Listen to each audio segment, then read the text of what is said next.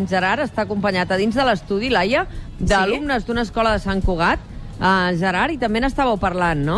Sí, bueno, saps tu, Mònica, millor que ningú, els oients també, que gairebé cada dia tenim visita aquí a l'estudi, i avui qui ens acompanyen són alumnes de segon i tercer d'ESO, de l'escola Crea Nova, són de Sant Cugat, com deies, i, esclar, aprofites l'ocasió de dir, home, ja que els tenim aquí, justament estem parlant d'aquesta qüestió, que és el canvi climàtic, i la manera com els més joves veuen com de malament ho estem fent els adults a l'hora de preservar el planeta, doncs, Mònica, hem pensat, home, què millor que tenint-los ja que, diguem, Mahoma ve a la muntanya, aquesta vegada aprofitem i els hi preguntem directament a ells. Sembla bé, Mònica? Em sembla meravellós. Doncs mira, comencem per un dels 15 alumnes que ens acompanyen avui, diguem, a la grada de l'estudi. Com et dius? Jo em dic Biel. Biel, escolta'm una cosa, què estem fent malament, els grans? Jo penso que no només sou els grans qui esteu fent malament, perquè jo penso que els joves, sense donar-nos compte, ja estem contaminant. I, bueno, diguem-ne, el que estigueu fent malament els grans és que encara hi ha gent a les platges que tira llaunes, que tira plàstic, i trobo que això s'hauria de millorar. Tu creus que els joves veieu com els grans tirem llaunes i tirem plàstics i després ens esteu imitant? Sí, jo crec que sí, perquè els joves el que fem és imitar, diguem-ne, els nostres referents, que són els pares. Mònica, t'estan escoltant, evidentment, si tens qualsevol pregunta. És evident que aquesta és una. I una altra, que segurament des de petits veieu que tots són envoltoris, que encara no hem agafat la dinàmica de veure de quina manera podem ajudar a que les coses siguin diferents, no? Perquè quan desfem paquets, ens encanta fer paquets, per exemple, no? I desfer-los. I tot això, doncs, moltes vegades és material innecessari que acaba embrutant el planeta. Però això, qui us ensenya a l'escola a pensar en aquestes qüestions? Per exemple, hi ha la Sofia, que és una de les persones, de les noies que ens acompanya. Sofia, això que explicava la Mònica, masses envoltoris sempre quan, per exemple, per Nadal o quan és el vostre aniversari i rebeu algun regal, això ho detecteu? Us ho expliquen a l'escola, que hem de canviar-ho?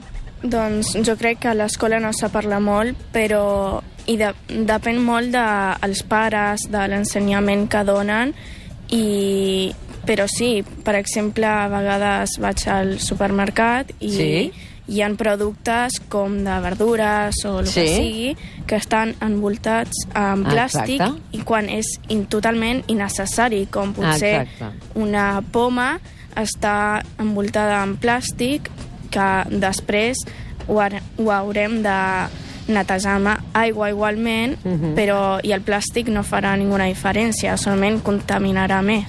Això que diu la Sofia és exactament, Sofia, hem tingut telepatia, perquè estava pensant, vosaltres que acompanyeu, a lo millor aneu a comprar vosaltres mateixos, no? I veus totes aquelles fruites i verdures que abans les veiem amb cistells i cadascú s'agafava les 4 pomes i les posava en el seu cistell, i per tant, de cistell de la botiga a cistell de casa, i ara tot va embolicat amb aquelles safates de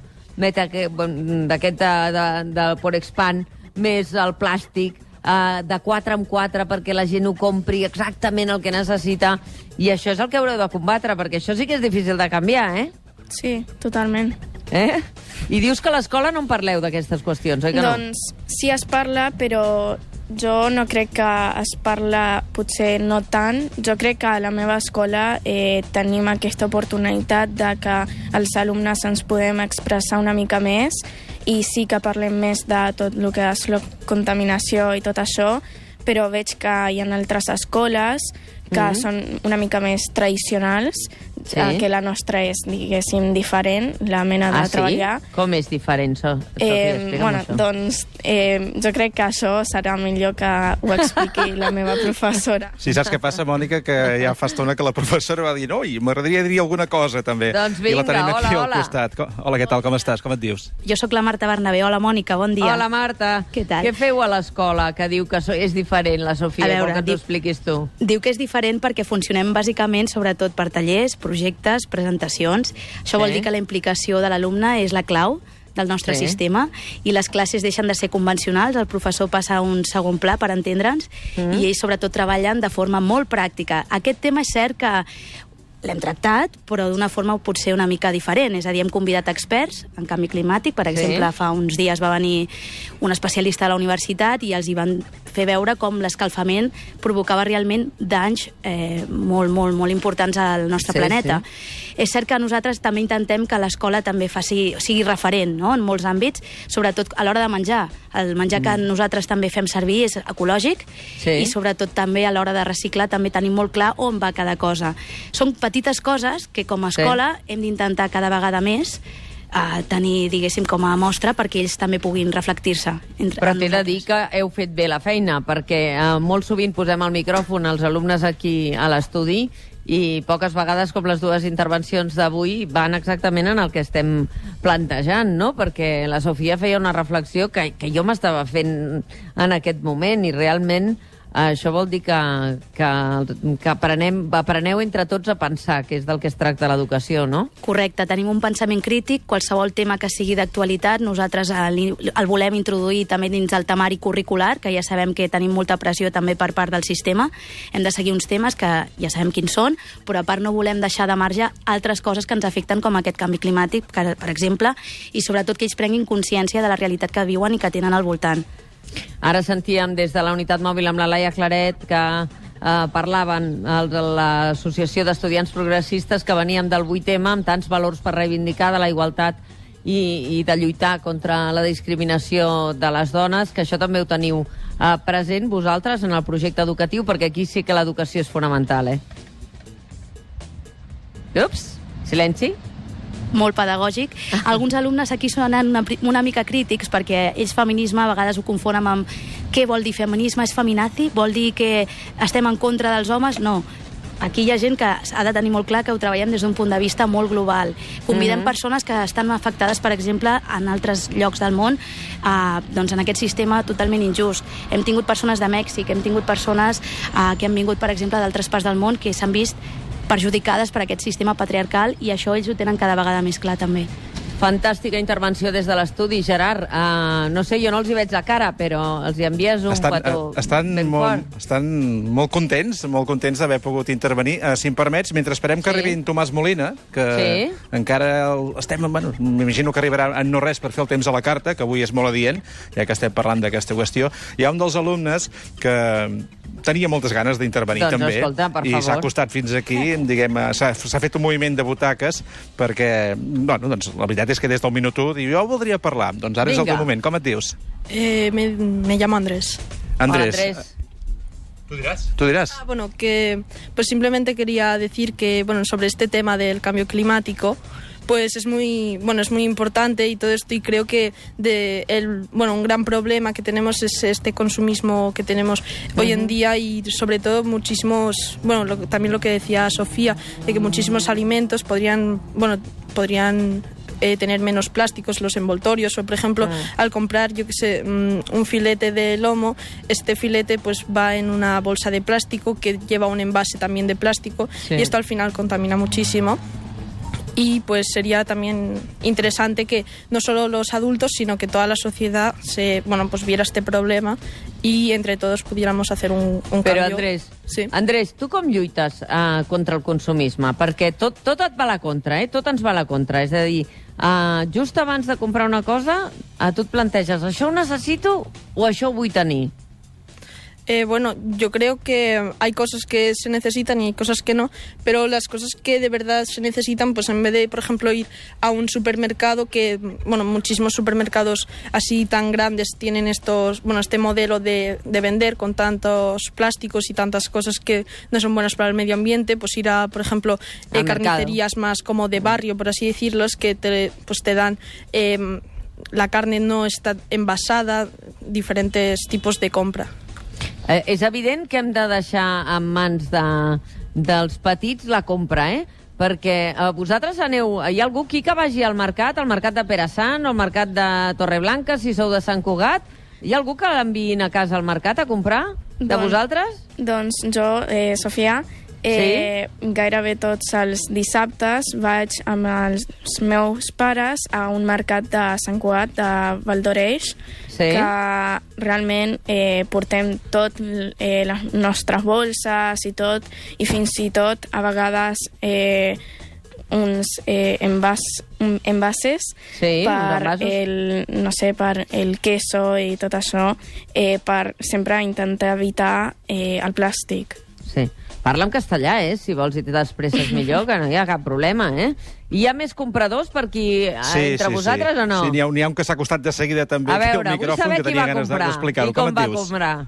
Jo em dic Nacho i jo tinc el mercat de Torreblanca al costat de casa. I què, vas molt a comprar a Torreblanca o no?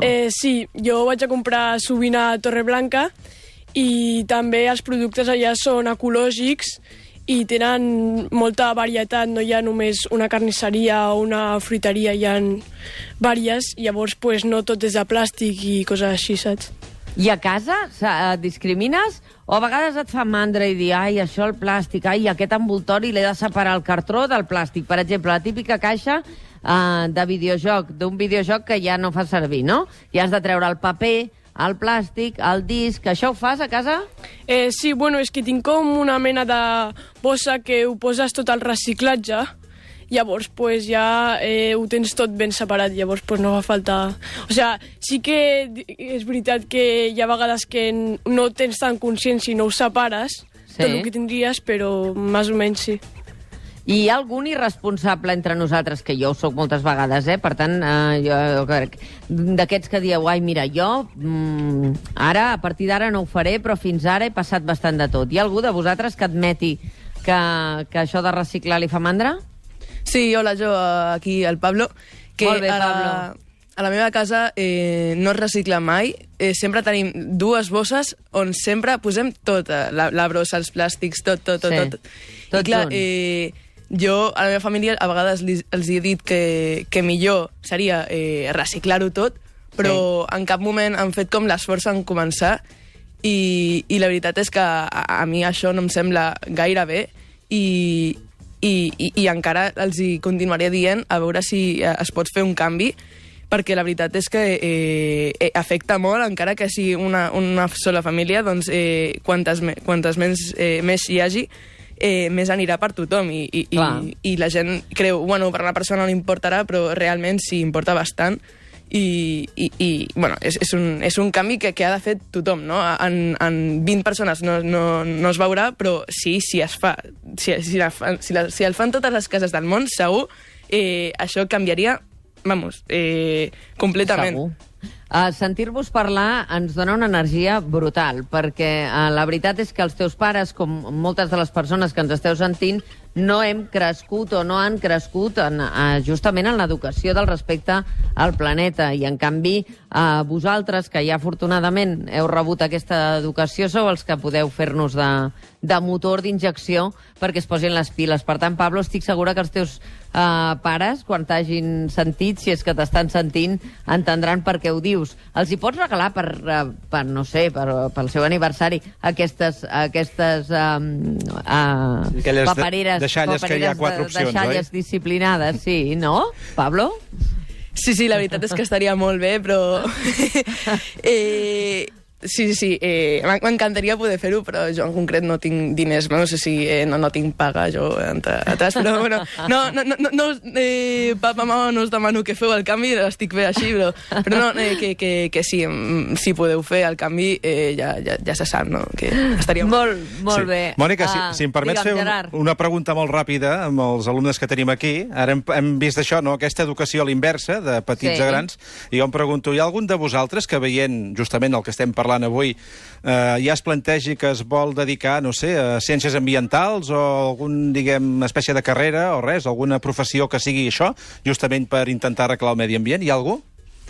Doncs jo fa gairebé com un any estic pensant en estudiar advocacia ambiental per com està en contra de les companyies o empreses que contaminen amb CO2 o productes com plàstic, etc.